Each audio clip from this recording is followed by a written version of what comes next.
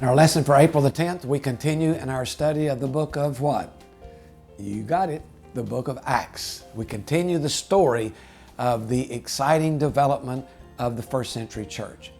Turn to that passage in Acts chapter 4 and Acts chapter 5. These are our texts for this week's lesson. Do you know who George Foreman is? I think probably all of us do. The famous heavyweight boxing champion who more recently has become famous for his entrepreneurial ventures, the Foreman Grill, George Foreman Grill, and some of the other advertisements he does. I read a biography about him the other day, and an interesting story about when he and his wife went out to eat, and they sat down, and somebody came and asked for his autograph. Well, he didn't want to be bothered about that, and he basically said to him, "Look, I'm hungry. Can't you wait? Let me eat, and when I finish, then maybe I'll sign your autograph for you."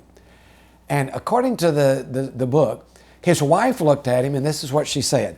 She said, "George, everybody thinks you're the nicest guy in the world because you're always smiling in all those commercials. But you wouldn't stop eating for 15 seconds to sign the autograph for that man who thinks you're great? You can't treat people that way," she said. "So either be the nicest guy in the world or don't be. But quit trying to be one person or acting like or trying to be one person and acting like another. Be who you are." That's what she says to George Foreman. That's a good statement for all of us to hear, because very often, instead of being what we are, we end up being something different than we claim to be. Both of these dynamics now will come to play in the story as we look at one man who dares to be what he will be, what he is, Barnabas, and another pair, Ananias and Sapphira, who claim to be one thing and end up acting like something else. It's one of the most dramatic stories in the book of Acts that we'll look at for this week's lesson. Scene number one, the background for our story, is the church at work, Acts chapter 4, 34 to 35. It says, "There were no needy persons among them, for from that time those who owned lands or houses sold them. They brought the money from the sales, they put it at the apostles' feet, and it was distributed to everyone who had need." This is, you might say, the second summary statement given about the church by Luke as he tells the story in the book of Acts. The first one was back in Acts chapter 2, 41 to 47. We looked at that in an earlier lesson. He steps back and he looks at this church and says, this is what the first century church was like. Well, he does that a second time here in Acts chapter 4, beginning 34. He steps back and he says, what is the church like? What is the church doing? And here's the picture.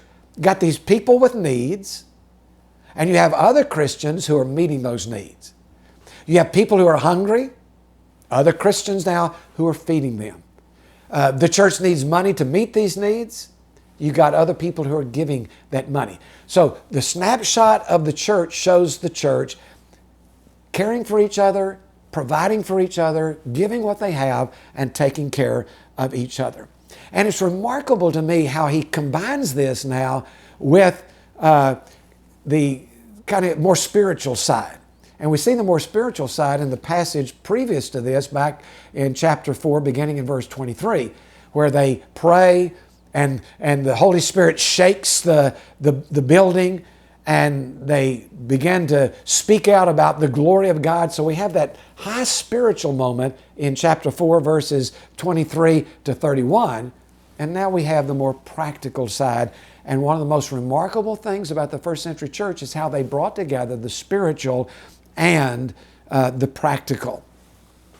So let's back up for a moment and look at this story, this summary, and say, all right, why are all these people in need? Why are they hungry? Why do people have to sell land to give money to the church to meet these needs? The answer is that the success of the church has created the need. So what do I mean by that? Well, Peter and John are out preaching. The other disciples are preaching. Remember in last week's lesson, 5,000 men were believers. So what happens to these believers?